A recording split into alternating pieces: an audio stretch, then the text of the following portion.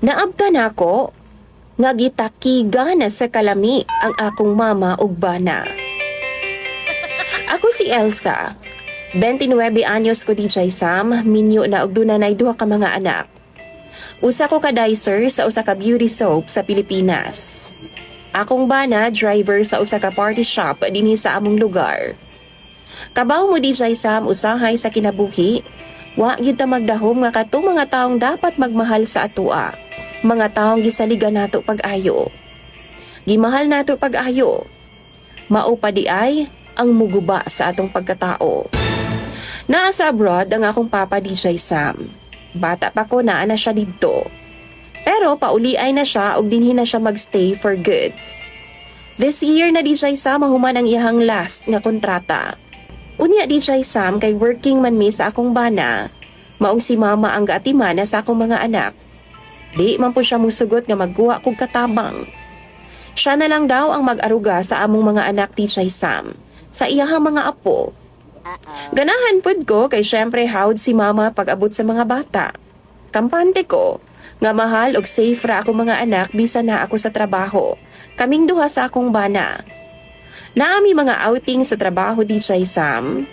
Naapod ko'y lagyo nga mga assignment. Biyahe paglayo. Mao nang kampante ko nga si mama jud ang mahibilin sa balay.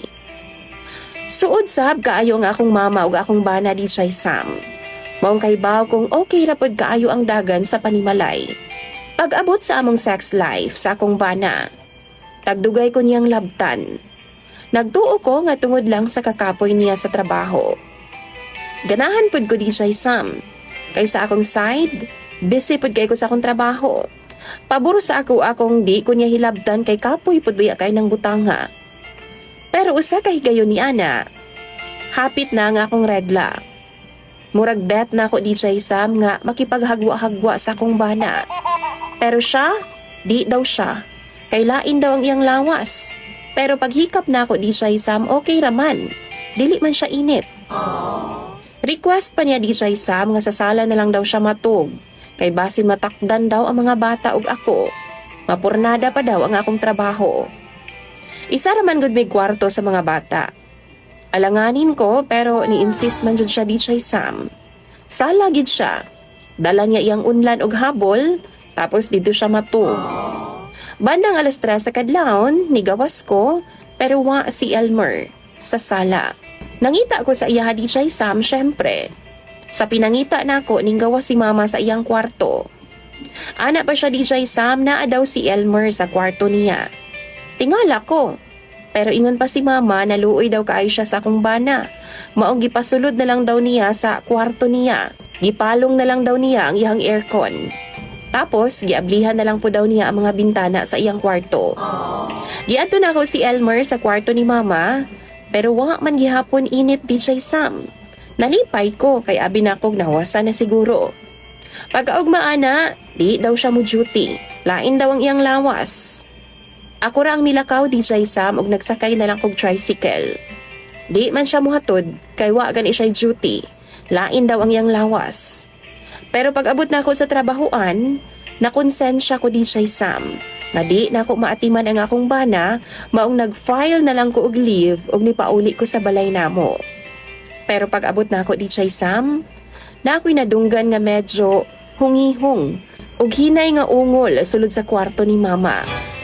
Huna-huna na ako, basin ang akong bana. Ikalintura na pod og taman. O basin, natakdan si mama. Nagkuray ba DJ Sam? Gisud na ako diretso. Naagiansab na ako nga akong mga anak nga naara sa among silingan. Nagduwa, maong nilahos na lang kog sud sa balay. Bandang 9:00 na to sa buntag DJ Sam. Gawas sa kwarto ni mama, nadunggan ako ang tingog sa akong bana. Nga murag wa man gikurayan. Gilamian pag-ayo. Ug ang tingog pud sa akong mama nga nagsigig utnga. Pag-abli na ako sa pultahan DJ Sam, maujod ang akong naaktuhan. Nga nag-69 si mama ug akong bana nga si Elmer. Basa pa ang buhok nila. Pasabot bagong mga kaligo. Kaingon ko ba nga gikalintura si Elmer DJ Sam, pero murag lahi man ang eksena nga akong naabtan. Gitakiga na sa kalami si Elmer ug akong mama. Grabing gubot ang nahitabo ato nga time. Ingon sa akong mama, pampalipas oras lang daw nila. Natinta lang daw siya o gimingaw lang daw siya pag ayo ni Papa. Nangayo siyag pasaylo nako. First time pa daw nila tong gibuhat. Talaga lang ha? First time? Kinsay patuuhon nila, DJ Sam. Grabe ang akong kahiubos. Kasilag kang mama og ingon man sa akong bana. Gusto na ako siyang isumbong kang Papa. Pero sa ulahi, nagunahuna ko DJ Sam nga dagkong machine ang ginaatubang sa akong amahan matag adlaw. Og tingalig maunsa siya. Gugmaan og buutan kayong akong amahan na sa akong mama DJ Sam. Sa amo ang iyang pamilya. Tapos maora ni ibaws ni mama. Sigurado nako nga dugay na gid siguro silang dunay relasyon or ginabuhat nila sa akong bana. Dugay rami nilang giloko ni Papa. DJ Sam na agyapon ang akong bana sa balay. Wa siya milakaw. Kay kung siya pa'y paingnon, bisan ako pa siyang palayason kay balay man daw na sa akong mama. Si mama ra daw ang naay karapatan mo palayas sa iyaha. Diba? Unsa ka baga og naong? Gisisi pa ko niya DJ Sam. Nabuhat daw na niyang butanga, nagluib daw siya sa akoa.